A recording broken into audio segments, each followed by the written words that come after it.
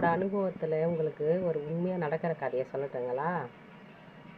எனக்கு தெரிஞ்ச ஒரு பொண்ணு இருக்கா. அவள் ஒரு கல்யாணம் பண்ணின்னு போனது ஒரு சாதாரண ஒரு குடும்பத்தில் கல்யாணம் பண்ணின்னு போனான். அப்போ அவளோட உறவுங்க அவளை ஒரு நாயை விட கேவலமாக மதித்தாங்க. அவள் யாருன்னு, அவள் எப்படி இருக்கான்றது கூட அவங்களுக்கு அப்போ தெரியாது.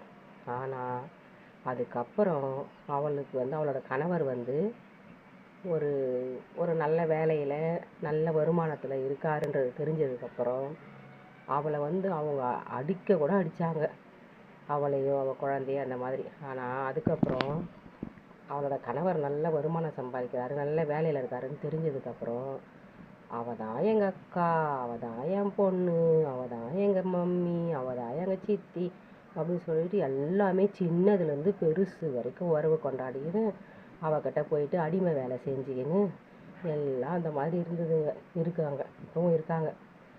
ஆனால் பின்னாடி அவளை கழுவி கழுவி ஊற்றுறாங்க. ஆனால் அந்த ஜென்மத்துக்கு, அதாவது அந்த பொண்ணுக்கு இதெல்லாம் ஒன்றுமே மண்டையில் ஏறுறது கிடையாது. நான் தான் அந்த குடும்பத்துக்கு எல்லாம் நாட்டாமல், நான் தான் பெரியவ, என்னை தான் மதிக்கிறாங்க, எதுவாக இருந்தாலும் என்கிட்ட சொல்கிறாங்க, என்கிட்ட தீர்ப்பு கேட்குறாங்கன்னு சொல்லிட்டு நாட்டாமல் பண்ணிட்டு திரியுது. ஆனால் பின்னாடி அதுங்க பேசுகிறத கேட்டு நமக்கே அசிங்கமாக இருக்குது.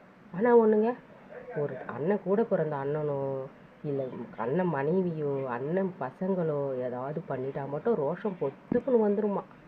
அப்படிப்பட்ட அந்த அம்மா ரோஷக்காரியம். ஆனால் பின்னாடி பேசுகிற ஜென்மங்களை பற்றியெல்லாம் தனக்கு கவலை இல்லையா. ஏன்னா தன்னை நாட்டாமல் பண்ண வைக்கிறாங்க இல்லையா, அந்த சந்தோஷம். இருந்துட்டு போட்டேங்க, இதுங்கெல்லாம் திருந்தாத ஜென்மம்.